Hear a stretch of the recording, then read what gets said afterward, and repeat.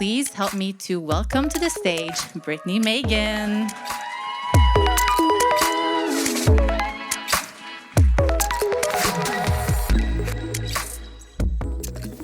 On May 5th, my life shattered. I was 17 years old, driving down one of the busiest streets in Aurora, Yonge Street, and I had just finished work and picked up my sister-in-law from school. The windows were down, the radio was on. I think Taylor Swift might have even been playing. And we were stopped at the lights waiting for our turn to go. And I remember having this funny feeling in my stomach.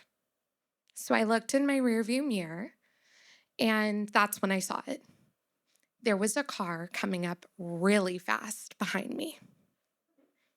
And I just remember saying, Effie, we're gonna be, and before I could even finish my sentence, a car ran right into the back of mine at 100 kilometers an hour. I tried to open the door and I just collapsed. I couldn't move. And suddenly I wasn't even in my body anymore. Yonge Street was shut down because they thought I was dead. And I was watching all of this happen from above me. And I remember seeing my late grandmother beside me, and she just whispered the words, "Everything's gonna be okay." But here's the part that gives me chills. This accident happened on the 5th day of the 5th month, exactly 5 years after my grandmother passed away on the exact same day. And for those of you who don't know this, 555 means change in angel numbers. I woke up in the hospital completely confused. And after about 20 minutes of consciousness, the hospital had released me without proper testing, only to find out later that they actually mixed up my file with my sister-in-law's. Canadian healthcare at its finest. And when I got home, I still couldn't walk. My mom rushed me back down to the ER where I finally got an MRI. And it turns out the lowest disc in my back was completely protruded out the side, hitting my sciatic nerve line. And that's why I had no feeling in my legs. I just remember the doctor looking at me saying, "Say goodbye to life as you know it, sweetheart. You'll never work a 9-to-5 job again." And my first question was, I'll be able to wear heels, right, though? Because listen, I was that little girl, the one who stole every woman's heels and was strutting down the hallway like it was a runway, because heels to me meant power. The way that a woman could walk into a room with her head held high, know every ounce of her worth, was something I always wanted to be growing up. That to me felt like power. And I already knew what it felt like to have that taken away from me. Before we go any further, there's actually a part of this story I haven't told you yet, but now that we're friends, the same little girl that you see here on the screen, stealing everyone's heels, not afraid to be whoever she wanted to be, with a light that shined so bright that you could see it from a mile away, is the same girl who grew up being bullied, pushed down a flight of stairs at school, sexually assaulted, and forced to transfer to 3 different high schools just to make sure she was safe. She's the same little girl who had to finish high school early through an alternative learning program because her safety was at risk every single day she walked through those big gray high school doors. So being 17 and a fully licensed hairstylist, was so much more than just that title to me.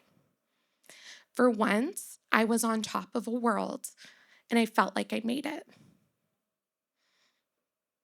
And then I had to watch that all come crashing down. The next year looked like going to physio 4 to 6 hours a day, 5 days a week. I was really doing it all: chiropractic care, massage, traction machines, acupuncture, anything that somebody said could maybe help me, I was doing it. I wasn't just healing a body, I was trying to rebuild my future, one that nobody believed I could have anymore. Everybody around me told me that you should just apply for government assistance because this is your life now. And although there's nothing wrong with that, in my gut, I felt like that wasn't supposed to be my story, that I was meant for something so much bigger than this. After about 6 months of my entire life's purpose revolving around going to physio, coming home, and then resting so that I could try to get better, whatever that means, I started to feel sick and tired of not having any control of my life. If I could just make $50 so that I didn't have to ask my mom to help me pay my phone bill this month, I wouldn't feel so useless. I'm a firm believer in signs. I think you know this about me by now. So one afternoon, I was actually scrolling in the physio office. I was sitting on this chair right here. This is my actual physio office. And I remember coming across a post on social media, and it was about a course on social media marketing. At the time, businesses were just starting to use Instagram, and Reels didn't exist, and people were really just using Instagram to post photos of themselves, like selfies with a weird filter on them. And nobody was actually talking about the concept of making money online. So going to anything other than a physical job felt like a whole new world that nobody really knew or talked about. Felt too good to be true. I spent that entire afternoon thinking about the post that I had seen, so much so that I think it invaded every single thought in my brain. And suddenly, I wasn't thinking about how shitty my life was anymore. I was thinking about how cool would this be if it actually worked? If I could actually make money on my phone while I'm healing? I laid in bed that night, tossing and turning, and eventually woke up Jake, my boyfriend, now husband. And I had to tell him about this new course. I needed somebody to tell me that I wasn't crazy and that I should just give it a try because I was already at rock bottom and had nothing to lose, right? And after me ranting in true Brittney fashion for 5 minutes, with his eyes half open, he said, "Babe, just grab the course. You're never gonna know unless you try, right?" And that was enough for me to literally jump out of bed, say fuck it, and give it a try. And I spent that entire night binge watching this course and was in complete awe of this new world of possibilities. Now, before I go any further, I'm going to embarrass him a little bit because he's here today. I need to take a second to tell you something about Jake. The man that I now get the honor of calling my husband is also the same man that has seen me at rock bottom, has breathed belief into me when I needed it most. And he's the guy who literally helped me walk to the bathroom after my car accident, which nobody should be doing at that age, by the way, to the one who now supports every single crazy business idea I have along the way, even when I don't fully believe it yet. If it wasn't for Jake telling me to buy that course that day, I probably wouldn't be here today. So, shout out to my fine ass husband. Please stand up. I see you.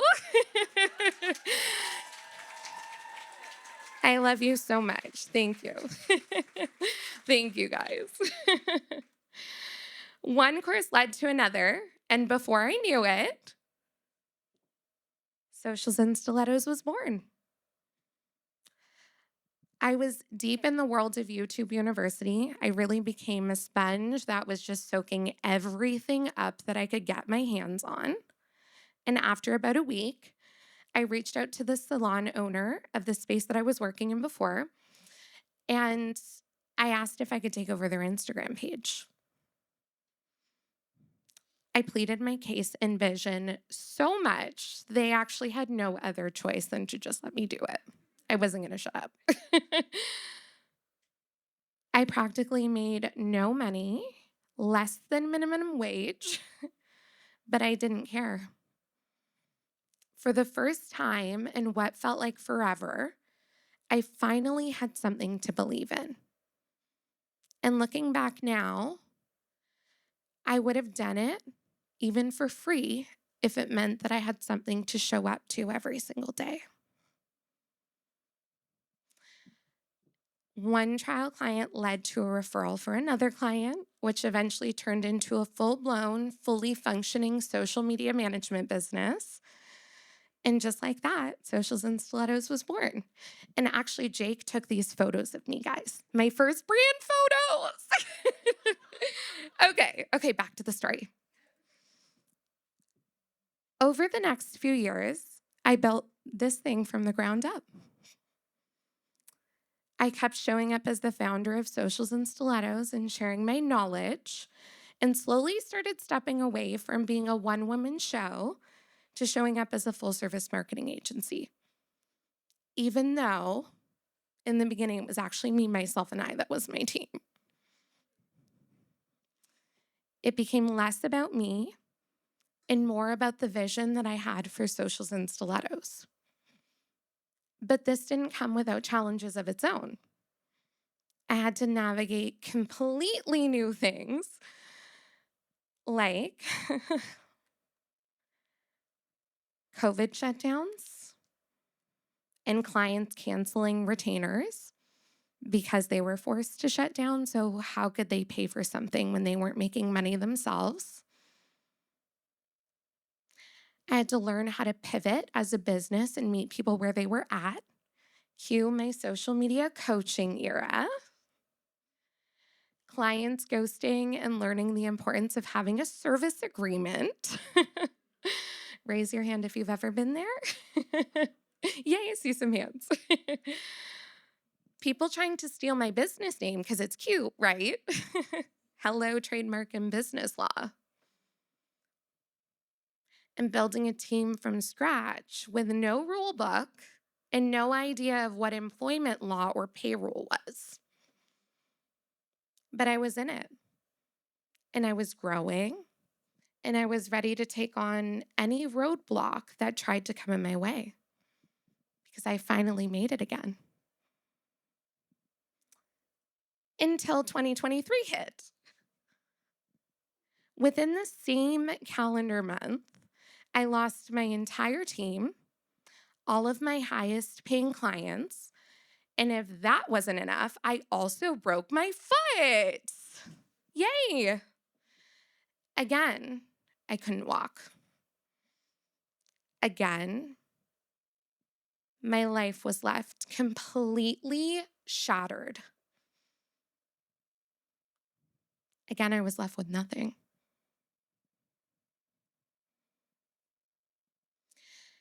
And at this point, you know I'm a woo-woo girly. So you can just imagine the conversations I was having with myself. What is the universe trying to tell me? Am I on the wrong path? Literally, the universe redirected me before with an accident, left me unable to walk. Maybe it's trying to tell me the same thing. I'm on the wrong path, literally. Trying to figure out the reason behind why what happened to me happened was in true Brittney fashion. Because everything happens for a reason, right? I remember sobbing, like ugly Kim K crying on the balcony, talking to my mom. And she said, maybe it's time to close the business. You've had your shot. You gave it everything you got. Maybe it's time to go back to working for someone. I love my mother and her advice. I really do. But something in me said no. My body actually rejected that thought altogether. And it only left me feeling even more pissed off and ultimately asking her to leave my house because something in me knew this wasn't the end. This was just a reminder. And that's when it hit me. I had built this entire thing once from nothing.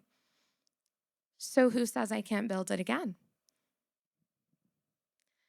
Because somewhere along the way I forgot I'm the reason that Socials and Stilettos exists. I'm the reason this business has worked. It's my voice, my story, my vision, and nobody can take that away from me. I stopped waiting for someone or something to save my business, and instead, I became the one rebuilding it. Brick by brick, step by step, I spent the next 2, almost 3 years building this business all over again. I got clear on what I would allow and what I absolutely would not. I started saying no to misaligned clients. I redefined what a dream team looked like. I put structure behind my spark, boundaries behind my brilliance, and softness behind my strength. It wasn't glamorous. It was gritty, lonely, and really fucking quiet. For almost a year, I went back to doing this on my own, one woman show again. But let me tell you, it was the most empowering thing I've ever done. When I started to take on new clients, I wasn't afraid of saying no to the projects that didn't excite me. And when I started hiring, I looked for team members who believed in the mission and the purpose of Socials and Stilettos just as much as I did. But I always kept myself, my story, and my vision at the forefront of everything that I did. I let go of all of the extra baggage from my past and decided that what I went through was a chapter in my story. It wasn't the full book. And I wasn't going to let it define or stop me. I led with my fire. And if people couldn't handle the flame, I politely asked them to move out of my way. Thank you for the snaps. Ultimately, I remembered who the fuck I was and I really started showing up as her. And with a lot of blood, sweat, and stilettos, it's my favorite part, February of this year, I got to open the very first Socials and Stilettos headquarters. Guys, this is huge. I've been a remote agency for 10 years. Like, look at my pink chairs. Are you kidding me?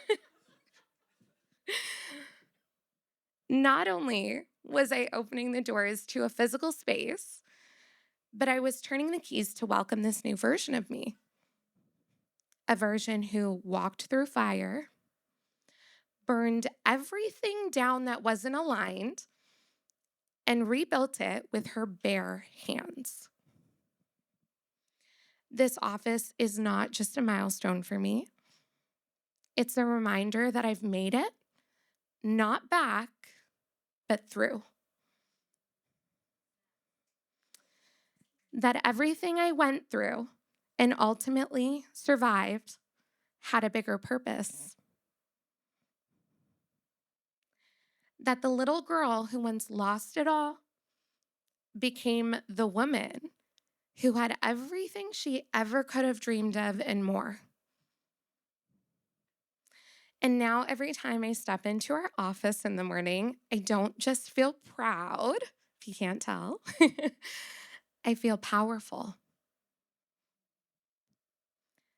Because I remember what it cost me to get here and how I wouldn't have had it any other way. If you take one thing away from my story today, I hope it's a reminder that you are your superpower, not your title, not your team, definitely not your followers, you. And when life knocks you down again and again, remember that what you're building is bigger than the moment that you're in. The breakdowns and the roadblocks, they don't disqualify you. They prepare you for what's coming next. So build from it. From the ground up, one stilettoed step at a time. Thank you guys so much.